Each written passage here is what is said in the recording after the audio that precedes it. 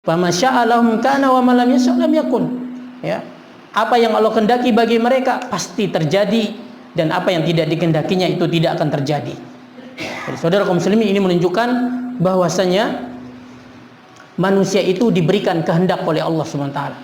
Manusia itu memiliki kehendak, ya, mereka itu memiliki masyiah, tetapi kehendak mereka itu bergantung kepada kehendak Allah Subhanahu wa taala. Dan ini membantah dua golongan besar yang tersesat dari perkara ini, yaitu golongan Qadariyah dan Jabariyah. Ya, di mana Qadariyah mengatakan apa? Qadariyah mengatakan makhluklah yang berbuat dengan sendirinya. Ya.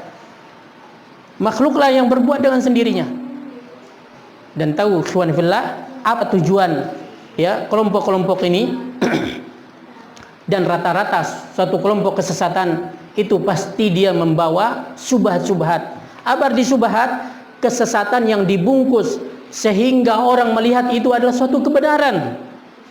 Dan inilah yang paling berbahaya kata ulama. Ya, fitnah itu ada dua, fitnah subhat dan fitnah syahwat. Ya, yang paling berbahaya dari fitnah ini adalah fitnah subhat. Ya, karena betapa banyak orang memoles, menggambarkan suatu kebatilan dan kesesatan, akhirnya diterima oleh orang-orang, dianggapnya sebagai suatu kebenaran.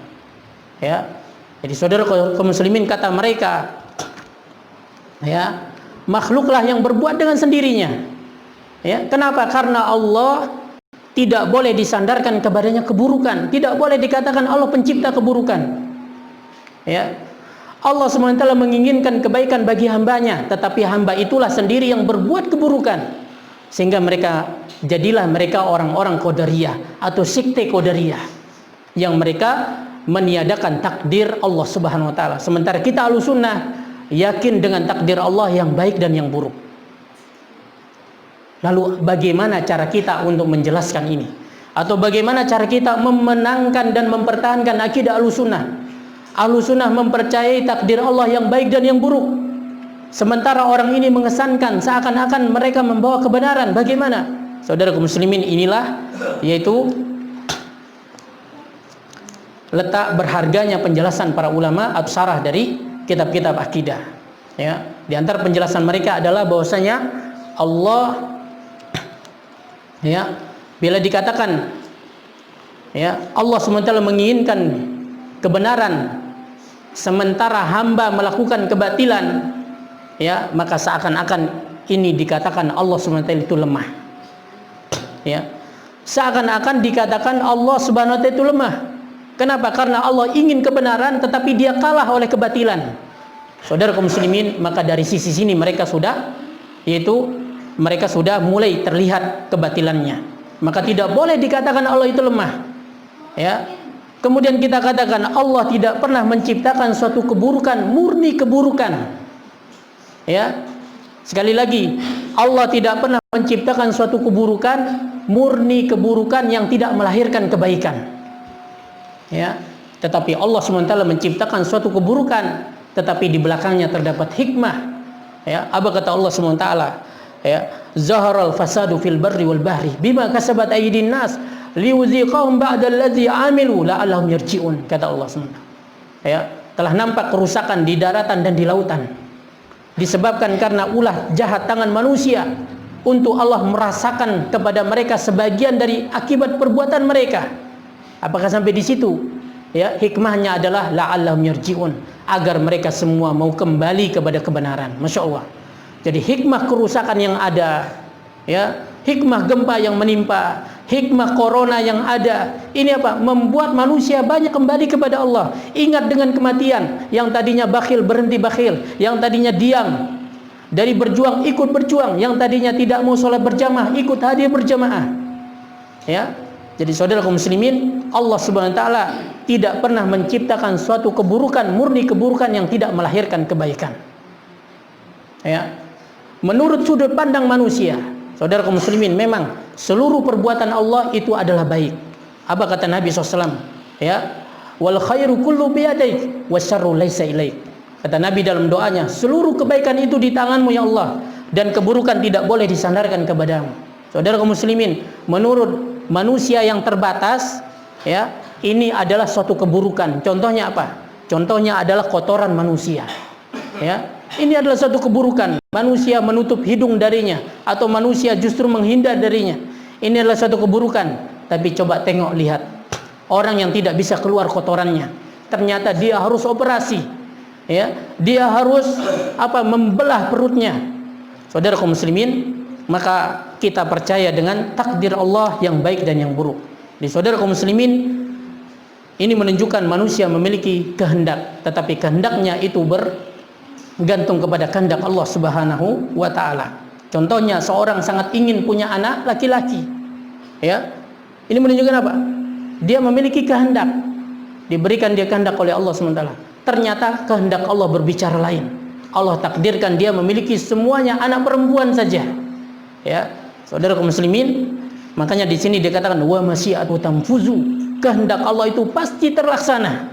Ya, apa yang dikehendaki pasti terjadi, tidak dikehendakinya tidak akan pernah terjadi. Ya, maka ini akan menambah keimanan kita dan mendorong kita untuk minta segala-galanya kepada Allah. Sampai para ulama mereka meminta garam ketika garam mereka di dapur itu habis. Mereka meminta sandal ketika tali sandal mereka putus. Bukan mereka meyakini Allah langsung kirim sandal ke dunia, bukan. Tetapi apa? Untuk melatih jiwa mereka supaya dekat dan bergantung kepada Allah Subhanahu wa taala.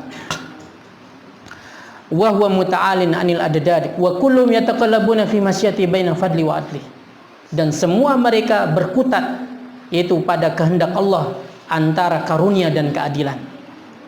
Ya, jadi antara karunia dan keadilan. Jika orang itu mendapatkan kebaikan, maka itu murni semata-mata karena karunia dari Allah Subhanahu wa taala.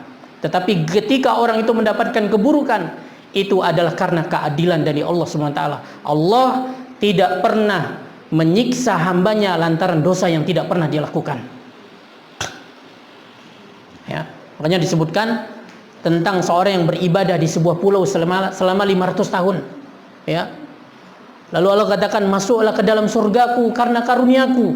Tidak, ya Allah, aku masuk surgamu karena yaitu amal ibadahku yang 500 tahun. Baiklah, ya. Lalu dihitung amalnya yang 500 tahun itu ditimbang dengan satu saja nikmat Allah, ternyata satu nikmat ini masih lebih berat.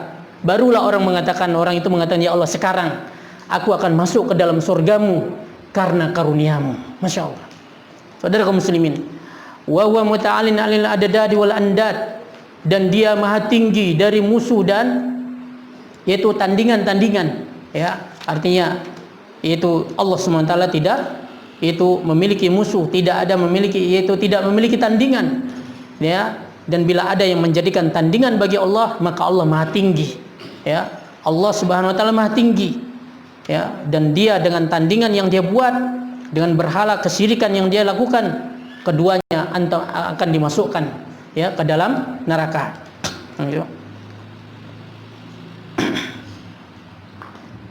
Innakum wa ma ta'budun hasabu jahannam, kata Allah SWT. Kalian dan berhala-berhala yang kalian sembah itu akan menjadi umpan neraka jahanam. Artinya kedua-duanya ini menunjukkan Allah maha tinggi, Allah menang. Ya.